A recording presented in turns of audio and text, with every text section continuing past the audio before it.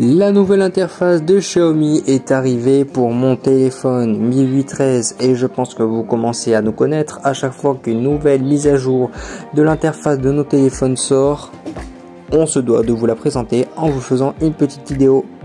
Et bien sûr, comme d'habitude, nous allons essayer de rester le plus rapide possible tout en vous montrant le gros des nouveautés. Allez, c'est parti! Nous allons quand même d'abord commencer par parler des nouveautés liées à la stabilité de l'interface que Xiaomi a intégrée. Vous savez, depuis Mi 8 12.5 Enhanced Edition, Xiaomi ne rajoute peut-être pas énormément de nouveautés visuelles et en termes de fonctions, mais surtout au niveau de la gestion de plusieurs choses. Le processeur, la batterie, aussi la gestion du poids de la surcouche, parce que je pense aux apprentis, je vous dis que Mi 8 est très lourd et qu'il pèse sur mon téléphone du fait que j'ai un modèle de 64 Go, presque un quart du stockage, ce qui n'est pas rien. L'accessibilité aux différents systèmes d'accessibilité sur Android pour leurs applications ont été mis à jour, notamment avec l'application Horloge qui dispose d'une meilleure accessibilité et d'une meilleure lisibilité. L'application météo ainsi que l'application téléphone que je n'ai pas puisque moi j'ai les services de Google comme vous pouvez le constater ici. Autre nouveauté, apparition d'Android 12. En effet, Mi 8 est sous Android 12 maintenant avec Mi 8 13.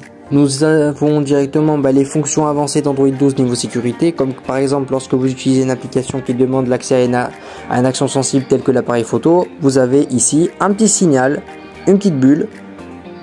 Et lorsque vous cliquez dessus, vous pouvez voir quelle application tente d'accéder à quoi. Et vous avez directement des options qui sont disponibles ici. Voilà, rien de compliqué. Voire même tout simplement bien pour d'un côté sécurité. Deuxième nouveauté, ça concerne le centre de contrôle. Comme vous pouvez le constater, comparé à Mi 8 12, le centre de contrôle a été revisité. Vous y retrouvez ici votre barre de volume, votre barre de luminosité, votre barre de volume qui n'était pas là avant, les données mobiles et le Wi-Fi, le Bluetooth et le flash n'ont plus de carré mais sont directement accessibles ici. Et pour ajouter des raccourcis, c'est toujours le même procédé, vous cliquez là. Mais attention, il n'y aura pas le système de page qui sera respecté. Et d'ailleurs ce système de page est tout nouveau. Vous avez toujours le swipe pour passer des notifications au centre, ça ne change pas.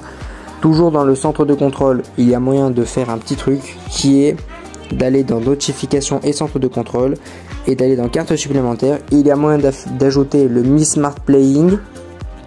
C'est tout simplement en fait la possibilité d'utiliser des appareils compatibles Xiaomi pour continuer la lecture de votre média et d'utiliser l'application maison intelligente. Vous pouvez faire ça avec Mi Home, vous pouvez faire ça avec Google Home, Smart Life, etc., ou toute autre application qui se comporte comme une maison intelligente. Moi notamment, je peux tout simplement utiliser l'application Macro Droid pour tous ceux qui connaissent.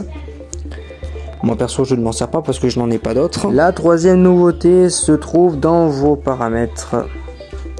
Il s'agit d'un tout nouveau menu qui vient de faire son apparition, c'est-à-dire le menu sécurité et urgence. Ici, il y a moyen d'activer les options d'urgence vous permettant de mettre votre nom, votre prénom, votre groupe sanguin et tout ça sera accessible sur l'écran de verrouillage. Vous avez toujours le mode SOS urgence que je vous ai déjà présenté il y a de ça quelques mois.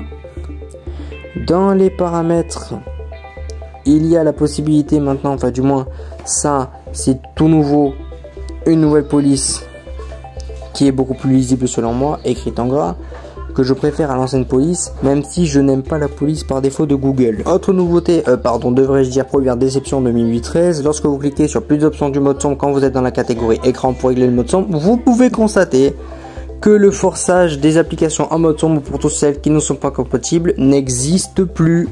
C'est dommage parce que pourtant c'était une fonctionnalité qui était vraiment utile, surtout pour les applications qui ne s'affichaient pas en mode sombre.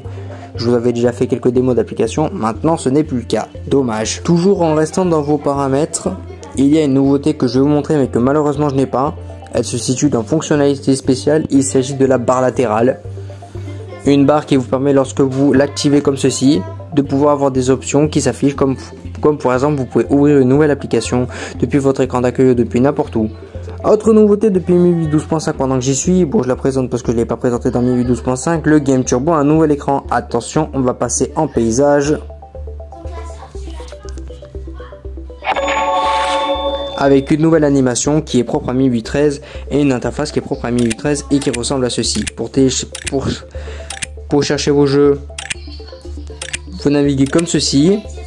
Vous avez la fréquence CPU ici. Pour lancer votre jeu, vous cliquez sur commencer à jouer. Après, vous avez vos paramètres habituels. Si vous utilisez le service, je pense que vous devez connaître. Et de même, lorsque vous êtes dans une application sur laquelle vous avez activé le Game Turbo, vous avez un nouvel écran pour le Game Turbo que je trouve beaucoup plus pratique, avec des applications à ouvrir à gauche, la possibilité de vider la mémoire, d'effacer le stockage, voire même d'accélérer le téléphone pour le besoin. Comme vous voyez, faites simplement son petit calcul.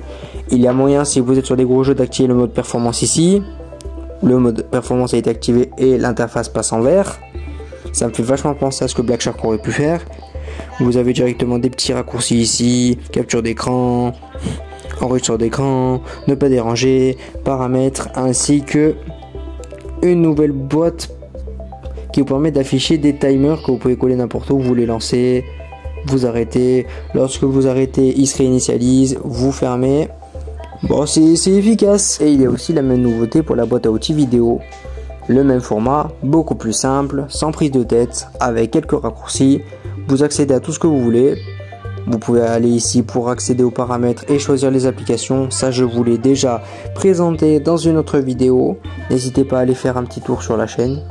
Autre nouveauté, il s'agit de l'apparition de ce petit widget qui vous permet d'épingler n'importe quelle conversation de n'importe quelle application sur votre écran d'accueil. Là, comme vous pouvez voir, j'ai fait le test avec un groupe WhatsApp que si je vous montre, je ne crains pas trop. Parce que du fait que ça va dans toutes les applications, ça peut très bien être WhatsApp, Discord, Messenger et même vos SMS. Du coup, pour l'activer, il vous suffit de pincer, d'aller ensuite dans vos widgets, vous descendez et vous aurez le widget conversation. Il vous suffit de le pincer, de le placer où vous voulez et le tour est joué tout simplement. Autre nouveauté que je n'ai pas, mais si vous allez dans vos paramètres et dans la section toujours affiché et écran de verrouillage pour tous ceux qui ont un écran AMOLED, il y a la possibilité de créer des motifs lorsque vous recevez une notification en particulier. Il y a plusieurs motifs personnalisables. Moi, je ne peux pas vous montrer parce que j'ai un écran LCD, sinon je l'aurais fait. Autre nouveauté qui se situe toujours dans les paramètres. Cette fois-ci, on va se rendre dans la section des paramètres supplémentaires qui se trouve ici.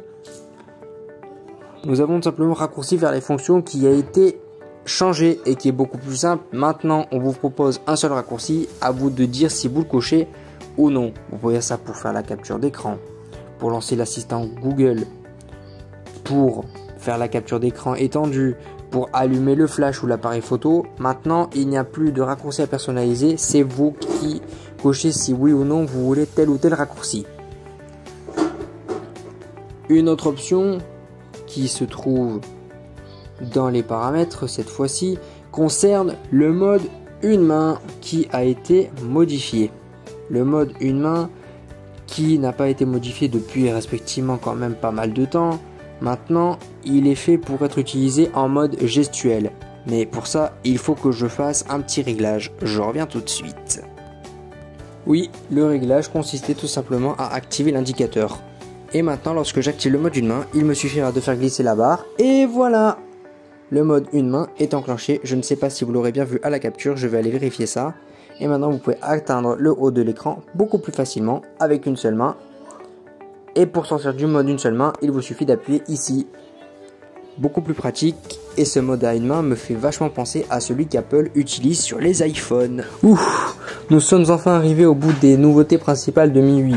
Certaines nouveautés restent annexes. Et il y en a notamment une, c'est l'ajout de 3 nouvelles sonneries que je vais vous faire écouter. Ce ne sont pas forcément des sonneries qui vont changer la donne. Mais ça fait quand même un petit catalogue de sonneries en plus, puisqu'il n'a pas été mis à jour depuis MIUI 10. Ça fait quand même longtemps. Donc, la vidéo est maintenant terminée. J'espère qu'elle vous aura plu. Si c'est le cas, n'oubliez pas de partager et de vous abonner. Et de mettre un like, bien évidemment. Et je vous laisse sur les sonneries. À très bientôt.